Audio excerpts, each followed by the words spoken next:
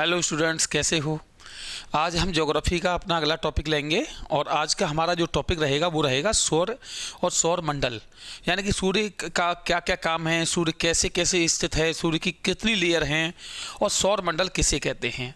तो जैसा कि आप देख सकते हैं ये हमारे स्क्रीन पर सूर्य का फोटो लगा हुआ है, लेकिन आज हम पहले स्टार्ट करेंगे, ये सब आपको दिखाएंगे बाद में हम सौर मंडल। अगर सौर मंडल की अगर बात की जाए तो सौर मंडल के बारे में हमें आपको पढ़ाना होगा भाई कि सौर मंडल कैसे निर्मित हुआ। तो आप देखेंगे बोर्ड पर मेरे साथ। पहली बात तो यह है भाई कि सौर मंडल में सबसे मुख्य जो होता है वो सूर्य होता है। सबसे मुख्य कौन है? सूर्य है। इसके अलावा 8 होते हैं ग्रह। 8 क्या होते हैं? ग्रह होते हैं। इसके अलावा 8 ग्रहों के सभी उपग्रह होते हैं। इसके अलावा उपग्रह के अलावा अन्य आकाशीय पिंड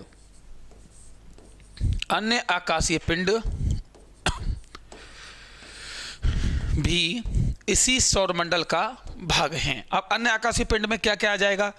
जैसे कि मान के चलिए हम कह सकते हैं उल्का पिंड भी इसी में आएंगे, है ना। उल्का पिंड आएंगे। इसके अलावा और क्या आएगा? और इसके अलावा हम कह सकते हैं क्षुद्र ग्रह यानी कि छोटे ग्रह जो होते हैं, ये सब जो है सौरमंडल का ही पार्ट है। सौर मंडल का आप ऐसे मानिए कि लगभग 90% जो हिस्सा है, 99% हिस्सा केवल सूर्य ने घेर रखा है।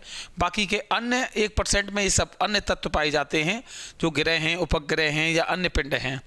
सौर मंडल का जो मुखिया माना जाता है वो सूर्य को कहते हैं, यानी हमारा जो सौर मंडल है उसका जो मुखिया है, उसका जो मेजर पार्ट है वो सन है। स्टूडेंट्स, ये आपको याद रखना पड़ेगा। अब मैं आपको बेसिकली सब चीज़ें एक एक करके चीज़ें सौर मंडल के बारे में बताना चाहूँगा और आप केवल मेरे साथ देखते चलेंगे। सबसे पहले तो ये डायग्राम आप देख रहे हो, ये डायग्राम सूर्य का डायग्राम है। एक्चुअल में जो नासा के द्वारा सन 2010 में ये फ़ोटो लिया गया था, नासा ने तस्वीर ली थी और ये सन का डायग्राम नासा ने पूरी दुनिया को दिखाया था। अब हम बात करेंगे कि सूर्य जो है क्या। देखिए, सूर्य बेसिकली एक तारा है। सूर्य क्या है? एक तारा है। और अगर सूर्य के तारे की बात करें तो वह हमारे सौरमंडल में पूरी तरीके से केंद्र में बैठा हुआ है। कहाँ है भाई? केंद्र में। तो ये आप देख सकते हैं, ये फोटो आपके सामने है कि अगर आप देखें कि सूर्य को, तो सूर्य ये बिल्कुल बीचों बीच है और इसके आसपास सभी ग्रह इसकी परिक्रमा कर रहे हैं। अच्छा, एक और चीज़ बता दी जाए कि सूर्य जो है उससे सभी ग्रह बंधे हुए हैं। बंधे हुए क्यों हैं? कि आपने एक बल पढ़ा होगा, गुरुत्वाकर्षण बल। कहते हैं कि सूर्य के गुरुत्वाकर्षण बल के कारण जो है सभी जो ग्रह हैं वो सूर्य के चारों तरफ परिक्रमा करते हैं और सूर्य भी अपने आप में कहीं ना कहीं परिक्रमा करता है। आपने पढ़ा हो तो हमारी जो गैलेक्सी है उसका नाम मंदाकिनी है। वो हमारी मंदाकिनी जो है उसके चारों तरफ परिक्रमा करता है, वो भी हम आपको बताएंगे। लेकिन पहले हम सन के बारे में पढ़ते हैं। क्लियर। आइए भाई देखेंगे। सबसे पहले स्टूडेंट्स, अगर मैं सूर्य को बनाना चाहूं, सपोज करिए ये मैंने सूर्य बनाया। ये मैंने क्या बनाया भाई? सूर्य बनाया। तो ये हमारा सन बना है। ये हमने एक सन का डायग्राम ले लिया, सन का डायग्राम। तो अब इस सूर्य की जो है वो लेयर हैं भाई, सूर्य की लेयर बनी हुई हैं और वो लेयर हैं कैसी वो आप मेरे साथ देखते चलेंगे, देखिएगा।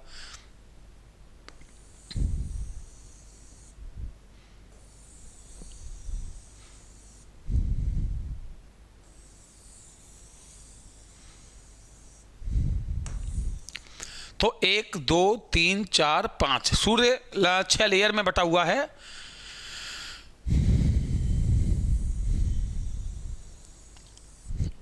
सूर्य की 6 लेयर हैं। अंदर वाली जो लेयर मानी जाती है स्टूडेंट्स, उसको बोलते हैं हम क्या? कोर। अंदर वाली लेयर को हम क्या बोलते हैं? कोर कहते हैं। कोर कह लें या आप कह सकते हैं केंद्र। दूसरी वाली जो सूर्य की भुजा है, सेकंड वाली भुजा, यह कहलाती है क्या? विकिरण क्षेत्र। विकिरण क्षेत्र का मतलब रेडियो एक्टिव जो जोन है जहां से सूर्य की रेज निकलती हैं, वो विकिरण क्षेत्र कौन सा है? दूसरे वाला। तीसरी वाली कहलाती है संवहनीय क्षेत्र। सूर्य बेसिकली 6 लेयरों में बटा हुआ है संवहनीय क्षेत्र। स्टूडेंट्स, चौथी वाली जो लेयर कहलाती है उसे हम कहते हैं प्रकाश मंडल, फोटोस्फीयर। प्रकाश मंडल, ये हमारी चौथी लेयर। स्टूडेंट्स, पांचवी जो लेयर कहलाती है उसे बोलते हैं हम क्रोमोस्फीयर, यानी कि वर्णमंडल। और हमारी अंतिम वाली जो भुजा है उसको हम कहते हैं कोरोना। कोरोना। तो आप देख सकते हैं हमारा जो सूर्य है वह कितनी लेयर में बटा हुआ है? 6 लेयर में बटा हुआ है, जिसके केंद्र वाली भुजा को हम कोर कहते हैं, सेकंड वाली भुजा को हम विकिरण क्षेत्र कहते हैं, तीसरी वाली भुजा को हम संवहनीय क्षेत्र कहते हैं, चौथी वाली भुजा को हम प्रकाश मंडल कहते हैं, और पांचवी वाली भुजा को हम वर्णमंडल कहते हैं, और छठी वाली भुजा को हम कोरोना कहते हैं। तो सूर्य 6 भुजाओं में बटा हुआ है। सूर्य के केंद्र में, ये आपका सूर्य का केंद्र है, और सूर्य के केंद्र में याद रखिएगा नाभ के संलयन की अवक्रिया हो रही है। नाभ के संलयन की अवक्रिया हो रही है, और नाभ के संलयन की अवक्रिया का मतलब आप जानते हैं कि इस वाली जगह या जो हाइड्रोजन है वो हीलियम में बदल रहा है, हीलियम में बदल रहा है, और इसी के बदलने के कारण लगातार सूर्य में क्या होता है कि हमें एनर्जी प्राप्त होती है। याद रखिएगा, जिस दिन सूर्य के केंद्र में हाइड्रोजन पूरी तरीके से हीलियम में बदल जाएगा, उस दिन आप देखेंगे कि सूर्य का जो प्रकाश है वो कम हमें प्राप्त होना स्टार्ट हो जाएगा, और धीरे धीरे सूर्य जो है समाप्ति की ओर चलेगा। लेकिन अभी सूर्य की आयु बहुत कुछ बाकी है। अभी हम आपको बताएंगे कि सूर्य की कितनी आयु बची है, कितनी आयु हो चुकी है। तो आप देख सकते हैं सूर्य की पहली भुजा केंद्र वाली कोर कहलाती है, जहां नाभ की संलयन की अवक्रिया हो रही है, इसी से हमें ऊर्जा प्राप्त होती है, राइट। सूर्य की दूसरी वाली भुजा है उसे विकिरण क्षेत्र कहते हैं, रेडियो एक्टिव क्षेत्र या जोन। तीसरी वाली भुजा को हम संवहनीय क्षेत्र कहते हैं। चौथी वाली भुजा को हम प्रकाश मंडल या फोटोस्फीयर कहते हैं। ये प्रकाश मंडल स्टूडेंट्स यही हमें दिखाई देता है, सूर्य का जो भाग हमें दिखाई देता है ना, उसी को प्रकाश मंडल कहते हैं। अभी मैं बताऊंगा आपको आगे। और अगली भुजा को हम, पांचवी भुजा को हम क्या बोलते हैं, क्रोमोस्फीयर, वर्णमंडल कहते हैं। और सूर्य की अंतिम वाली भुजा को हम कोरोना कहते हैं। तो आप देख सकते हैं, ये अब चाहें तो ये डायग्राम अपनी कॉपी पर नोट्स में बना सकते हैं। आगे बढ़ें, चलें भाई। अब देखिए सूर्य का मैं आपको एक्चुअल फोटो दिखाता हूं, जिससे आपको अच्छे से क्लियर होगा। देखेंगे आप मेरे साथ। चलिए भाई, तो ये हमारा सूर्य का डायग्राम देखिएगा।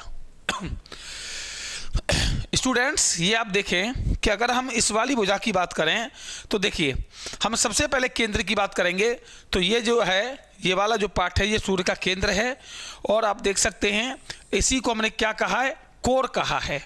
ये कोर लिखा हुआ है।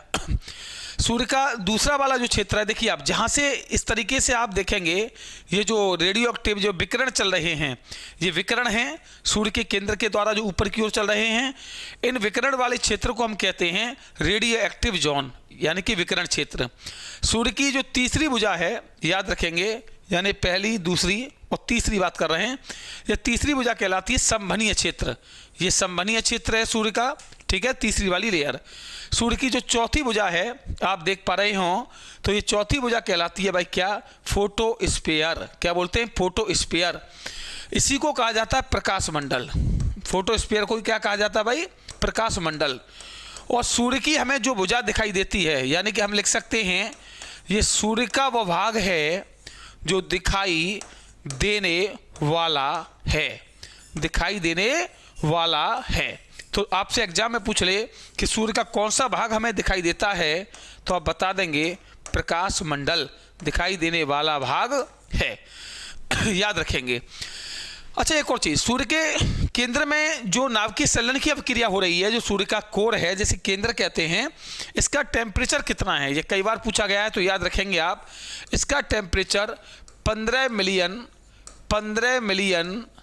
डिग्री सेंटीग्रेड है भाई। कितना है, 15 मिलियन डिग्री सेंटीग्रेड। यानी कि सूर्य के केंद्र का जो तापमान है, जहाँ नाभ की संलयन की क्रिया हो रही है, जहाँ हाइड्रोजन से हीलियम बदल रहा है, उसका टेम्परेचर याद रखिएगा आप 15 मिलियन डिग्री सेंटीग्रेड है। आप अंदाजा लगा सकते हैं कि 15 मिलियन डिग्री सेंटीग्रेड कितना टेम्परेचर हो गया, क्या कंडीशन होगी वहाँ। अच्छा, जो भाग हमें सूर्य का दिखाई देता है, ये वाला, जो भाग हमें सूर्य का दिखाई देता है, जैसे प्रकाश मंडल कहते हैं, इसका टेम्परेचर याद रखेंगे 6000 डिग्री सेंटीग्रेड है। हालांकि इसका 5500 से 6000 माना जाता है, तो आप 5500 से लेकर 6000 डिग्री सेंटीग्रेड टेम्परेचर रख लेंगे याद। किसको भाई? किसका? प्रकाश मंडल का जो भाग हमें दिखाई देता है। आगे बढ़ेंगे।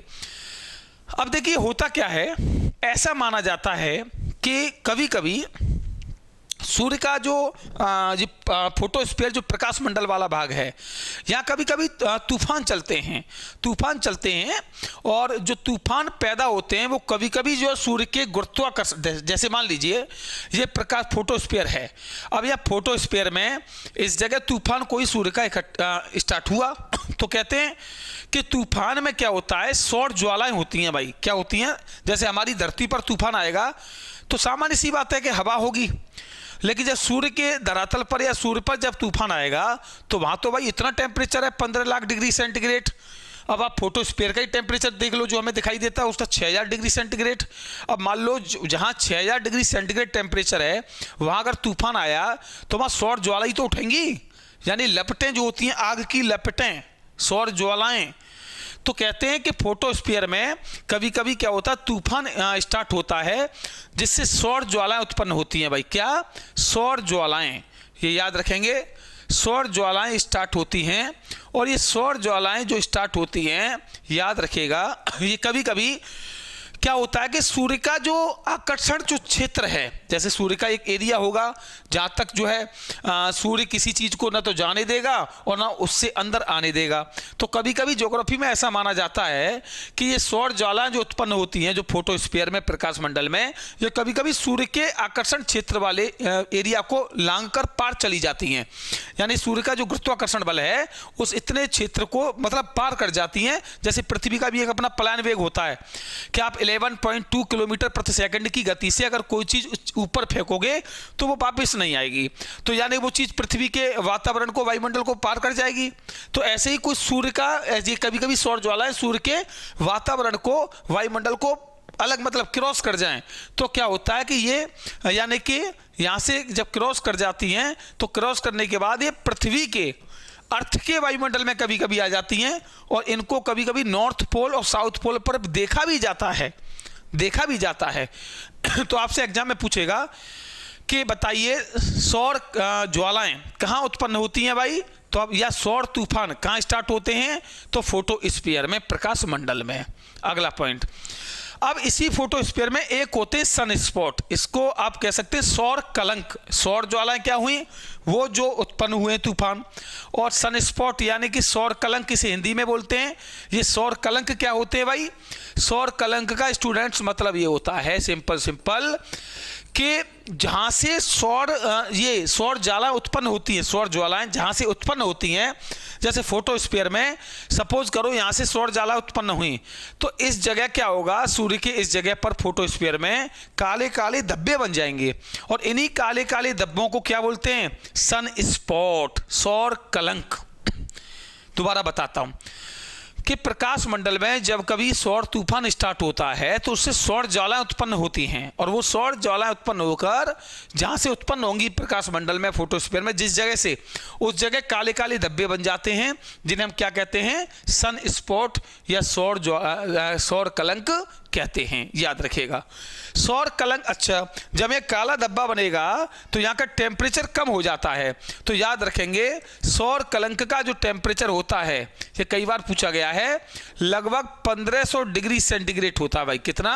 1500 डिग्री सेंटीग्रेड। तो आप याद रख सकते हैं। तो मैं दोबारा आपसे दोहराता हूं कि सूर्य की अंदर वाली भुजा क्या कहलाती है? कोर। सूर्य की दूसरी वाली भुजा क्या कहलाती है? विकिरण क्षेत्र, रेडियो एक्टिव जोन। सूर्य की तीसरी वाली भुजा क्या कहलाएगी? संवहनीय क्षेत्र। सूर्य की चौथी भुजा क्या कहलाएगी? सौर फोटोस्फीयर, प्रकाश मंडल। सूर्य की पांचवी भुजा क्या कहलाएगी? क्रोमोस्फीयर, वर्णमंडल। सूर्य की अंतिम भुजा क्या कहलाएगी? कोरोना। अच्छा, एक और बात, एक पेपर में प्रश्न पूछा जाएगा कि सूर्य का कौन सा भाग हमें दिखाई देता है? फोटोस्फीयर या प्रकाश मंडल। इसका कितना टेम्परेचर है? 5500 से लेके 6000 डिग्री सेंटीग्रेड। सूर्य के केंद्र में सूर्य के केंद्र में कितना टेम्परेचर है? 15 मिलियन डिग्री सेंटीग्रेड या 15 लाख डिग्री सेंटीग्रेड। सूर्य के केंद्र में क्या हो रहा है? नाभिकीय संलयन की अभिक्रिया हो रही है, जिसमें हाइड्रोजन से क्या बदल रहा है? हीलियम बदल रहा है। क्लियर है बात? यहां तक कोई दिक्कत? सूर्य कितनी भुजाओं में बटा हुआ है? 6 भुजाओं में बटा हुआ है। अगला बताइए, सौर ज्वालाएं कहाँ उत्पन्न होती हैं? फोटोस्फीयर में उत्पन्न होती हैं, प्रकाश मंडल में। सौर ज्वालाएं या सौर तूफान जिस जगह उत्पन्न होता है उस जगह को क्या कहते हैं? सनस्पॉट कहते हैं, सौर कलंक। सौर कलंक का टेम्परेचर कितना होता है? 1500 डिग्री सेंटीग्रेड टेम्परेचर होता है। यहाँ तक की चीज़ें समझ में आई? चलिए भाई आगे बढ़ते हैं। अब आगे समझेगा। अगला पॉइंट स्टूडेंट्स ये है कि हम सूर्य के संबंधित कुछ पॉइंट हैं हमारे, हम लिख सकते हैं सूर्य से संबंधित बिंदु यानी कि पॉइंट जो आपके एग्जाम में पूछे जाएंगे। तो आप मेरे साथ देखते चलेंगे एक एक करके। क्लियर? पहली चीज स्टूडेंट, सूर्य के अगर हम आकार की बात करें, सूर्य का आकार, तो आपको बता दूं सूर्य का जो आकार है वो पृथ्वी से 13 लाख गुना बड़ा है।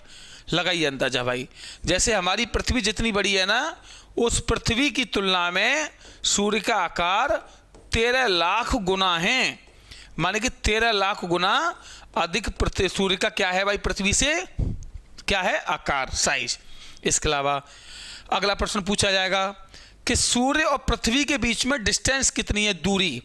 तो आपसे पूछेगा एग्जाम में सूर्य से पृथ्वी की दूरी कितनी है, या सूर्य और पृथ्वी के बीच की, सूर्य से पृथ्वी की दूरी कितनी है? तो याद रखेंगे 14.98 करोड़ किलोमीटर हमसे दूर है भाई क्या? सूर्य। यानी कि लगभग 15 करोड़ किलोमीटर भी आप मान सकते हैं। करोड़ किलोमीटर क्या है भाई? सूर्य है। यानी सूर्य हमसे इतना डिस्टेंस पर है यार, इतनी दूरी पर है, फिर भी देखो कितना चमकता है, कितनी ऊष्मा प्रदान करता है। तो ये सूर्य की डिस्टेंस हो गई। इसके अलावा स्टूडेंट्स अगला प्रश्न पूछा जाता है कि सूर्य का जो प्रकाश है, सूर्य का जो प्रकाश है, सूर्य का प्रकाश पृथ्वी तक कितनी देर में पहुंचता है? पृथ्वी तक कितने समय में पहुंचता है? बहुत पूछा जाता है। तो ये तो बहुत ही सिंपल है, याद रखिएगा लगभग 8 मिनट 20 सेकंड। लेकिन कहीं कहीं याद रखेंगे 8 मिनट 22 सेकंड भी माना गया है। तो लगभग 8 मिनट 20 सेकंड में सूर्य का प्रकाश पृथ्वी तक आ जाता है। अगला, सूर्य का व्यास कितना है? अगला प्रश्न स्टूडेंट्स पूछेगा सूर्य का व्यास बताइए। तो सूर्य का व्यास जो माना जाता है वो याद रखना 13 लाख 92,000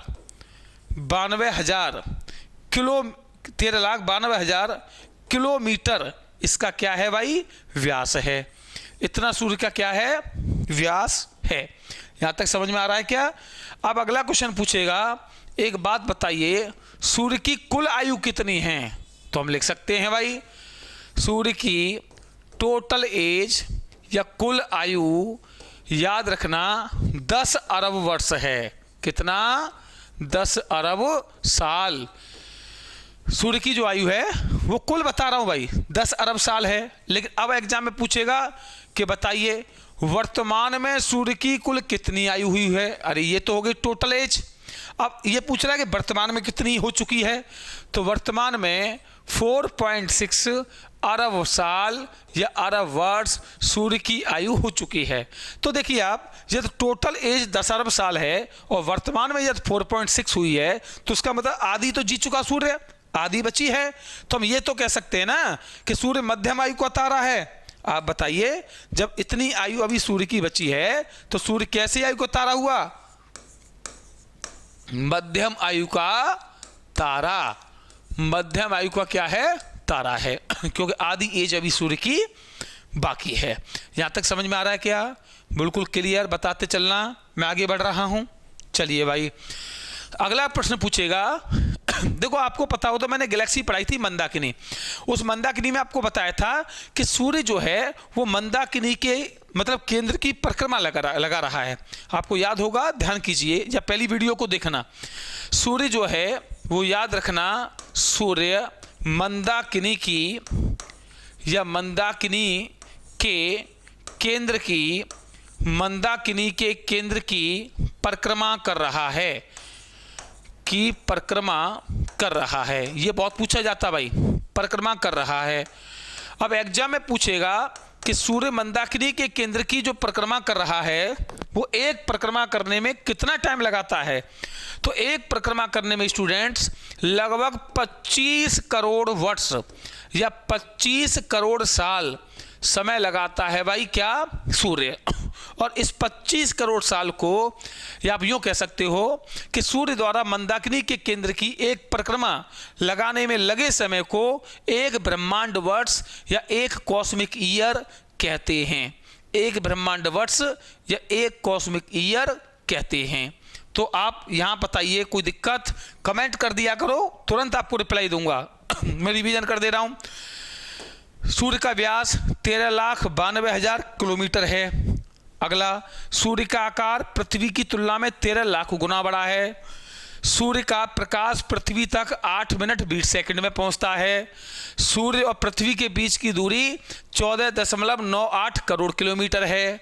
सूर्य की कुल आयु 10 अरब साल है। सूर्य की वर्तमान में एज 4.6 अरब वर्ष हुई है। इसलिए आधी उम्र का तारा है सूर्य, तो मध्यम आयु का तारा कह सकते हैं। अगला पॉइंट सुनिएगा, सूर्य मंदाकिनी के केंद्र की परिक्रमा कर रहा है और सूर्य मंदाकिनी के केंद्र की परिक्रमा करने में लगभग 25 करोड़ वर्ष का समय लेता है, जिसे एक कॉस्मिक ईयर या एक ब्रह्मांड वर्ष के नाम से भी जाना जाता है। क्लियर समझ गए होंगे आप। अब आगे बढ़ जाएं, बताते चलो भाई फटाफट, क्लियर है या नहीं। बहुत अच्छा, आगे सुने अगला पॉइंट। अगर स्टूडेंट्स हम सूर्य को देखें तो सूर्य के नज़दीक, याद रखना, सूर्य के नज़दीक दूसरा तारा, ये बहुत पूछा जाता है, दूसरा तारा कौन सा है। तो याद रखिएगा प्रोक्सिमा सेंटोरी। कौन सा भाई, प्रोक्सिमा सेंटोरी, ये पूछा जाता है। प्रोक्सिमा सेंटोरी ये क्या है, आपसे एग्जाम में पूछे कि बताओ सूर्य के नज़दीक तारा कौन सा है, तो आप क्या बताएंगे, सूर्य के नज़दीक तारा प्रोक्सिमा सेंटोरी है। अच्छा एक बात बताओ भाई स्टूडेंट्स, ये सूर्य जो है, हमारी पृथ्वी जो है, उसके नज़दीक तारा है कि नहीं। अरे हमारी पृथ्वी के लिए या अन्य ग्रहों के लिए प्रकाश का स्रोत सूर्य ही तो है।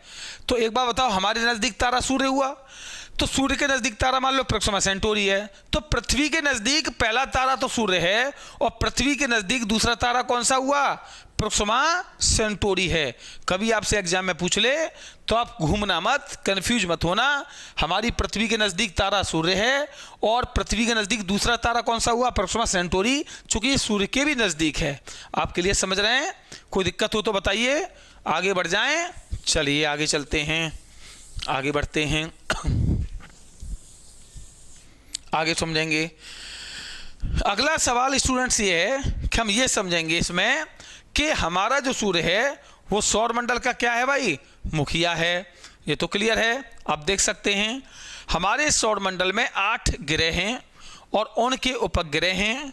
उसके बाद कुछ क्षुद्र ग्रह भी हैं, कुछ उल्कापिंड भी हैं, कुछ धूमकेतु भी हैं। लेकिन पूरे सौर मंडल को अगर हम देखें, पूरे सौर मंडल को अगर हम देखें तो हमारे पूरे सौर मंडल का जो मुखिया है, सौर मंडल का मुखिया, तो वो कौन है भाई, सौर मंडल का मुखिया आपसे एग्जाम में पूछे तो आप बताएंगे सूर्य जो है वो सौर मंडल का क्या है, मुखिया है। अब मुखिया सूर्य क्यों माना जाता है ये भी सुनिए। सूर्य इसलिए मुखिया माना जाता है कि सौर मंडल का जितना भी द्रव्यमान है, मतलब आप यूँ समझिए सौर मंडल का जितना भी द्रव्यमान है, उस द्रव्यमान में जैसे सौर मंडल का हमने 100% द्रव्यमान माना, तो इनमें से 100% में से 99% द्रव्यमान जो है वो अकेला सूर्य का है। 99% द्रव्यमान अकेले सूर्य ने घेरे रखा है। इसलिए सौर मंडल का जो मुखिया है वह आप आराम से बता सकते हैं सूर्य है सौर मंडल का मुखिया। कोई दिक्कत? आगे बढ़ते हैं। चलिए भाई, अब एक इकाई आती है स्टूडेंट्स जिनका नाम है क्या, और वो इकाई है, याद रखेंगे हम, प्रकाश वर्ष। प्रकाश वर्ष क्या है? प्रकाश वर्ष समझिए। पहली बात तो यह है कि प्रकाश वर्ष दूरी का मापक है। हालांकि मैं जब फिजिक्स पढ़ाऊंगा तो वहां ये सब क्लियर कर दूंगा स्केल को, जितने भी स्केल हैं। प्रकाश वर्ष दूरी का मापक है। अब दूरी का मापक कैसे है कि एक वर्ष में जितना, देखिए मैं लिख देता हूं, एक वर्ष में सूर्य का प्रकाश, एक वर्ष में सूर्य का प्रकाश जितनी, एक साल में सूर्य का प्रकाश जितनी दूरी तय करेगा उस पूरी दूरी को क्या कहते हैं? एक प्रकाश वर्ष कहते हैं। उसी दूरी को क्या कहेंगे? एक लाइट ईयर या एक प्रकाश वर्ष। एक प्रकाश वर्ष आप इसे ऐसे भी लिख सकते हैं 3.46 इंटू 10⁻12 किलोमीटर, यानी कि आप इसे ऐसे भी कह सकते हैं, यानी कि 3.46 किलोमीटर 10⁻12। वैसे दूरी का सबसे बड़ा जो मापक होता है भाई, दूरी का सबसे बड़ा जो मापक होता है वो याद रखेंगे, वो होता है पारसेक। कौन सा होता है? पारसेक। ये दूरी का सबसे बड़ा मापक है। और दूरी का दूसरा सबसे बड़ा मापक कौन सा है? प्रकाश वर्ष। प्रकाश वर्ष का मतलब एक साल में सूर्य का प्रकाश जितनी दूरी तय करता है उसे एक प्रकाश वर्ष कहते हैं। तो आपने स्टूडेंट्स इसमें आपने क्लियर समझा कि सूर्य जो है वो किस तरीके से है, सूर्य की कौन कौन सी लेयर हैं, सूर्य का कौन सा भाग हमें दिखाई देता है, सूर्य की कुल आयु कितनी है, इसके अलावा सूर्य के नज़दीक तारा कौन सा है, सूर्य का द्रव्यमान कितना है, सूर्य का व्यास कितना है, सूर्य की जो केंद्र में टेम्परेचर कितना है, प्रकाश मंडल का टेम्परेचर कितना है, जितनी भी चीज़ें हमने एक एक करके बताई। अगला टॉपिक हमारा जो ज्योग्राफी का रहेगा वो याद रखना, वो रहेगा उपग्रह, या आप कह सकते हैं ग्रह एवं उपग्रह। ग्रह एवं उपग्रह अगला टॉपिक हमारा ये रहेगा, ठीक है। और इसके साथ साथ अन्य आकाशीय पिंड, अन्य आकाशीय पिंड ये टॉपिक रहेगा। और ये टॉपिक हम आपको अगली क्लास में देंगे, है ना। और शाम को हमारी क्लास स्टैटिक जीके की आपको मिलेगी। तो आज के लिए इस ज्योग्राफी की क्लास में इतना ही रहेगा। अगली क्लास हमारी इस ज्योग्राफी की क्लास नेक्स्ट वीडियो में आप देखेंगे। अच्छा, इसके अलावा अगर आपका कभी कोई क्वेश्चन हो कैसा भी, तो आप कमेंट करके बता दीजिए करिए, कमेंट कर दिया करिए, उसके हम आपको तुरंत सॉल्यूशन देंगे। यार एक चीज़ और मुझे बोलनी थी कि आप लोग थोड़ा सा सब्सक्राइब कराइए। देखो आप इस चीज़ को देखिए कि आपकी ज्योग्राफी में क्रम वाइज क्रम, और आप अभी ये मत सोचना कि सर आपने ये वीडियो इतनी छोटी दे दी। अभी आपका सिटिंग पावर बढ़ा रहा हूँ, 1-1, 2-2, 3-3, 4-4 घंटे, 5-5 घंटे की मैराथन क्लास कराऊंगा।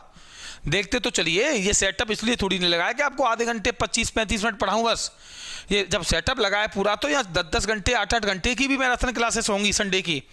तो अभी केवल आप अपनी सिटिंग पावर बढ़ाइए और थोड़ा सब्सक्राइब कराइए यार।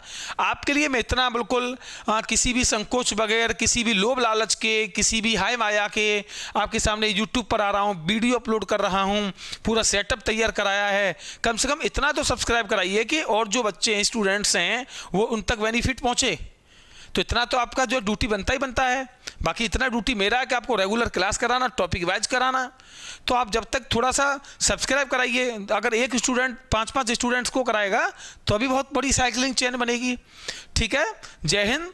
और आगे हम क्या करेंगे, शाम को वीडियो आपको किसकी, स्टैटिक जीके की देंगे, और कल फिर वही ज्योग्राफी, और अभी 1-2 दिन में और इसकी संख्या बढ़ाएंगे सब्जेक्ट की भी, कि आपको हो सकता है हिस्ट्री की या पॉलिटी या साइंस या कोई और भी एक सब्जेक्ट आपके साथ ले लें।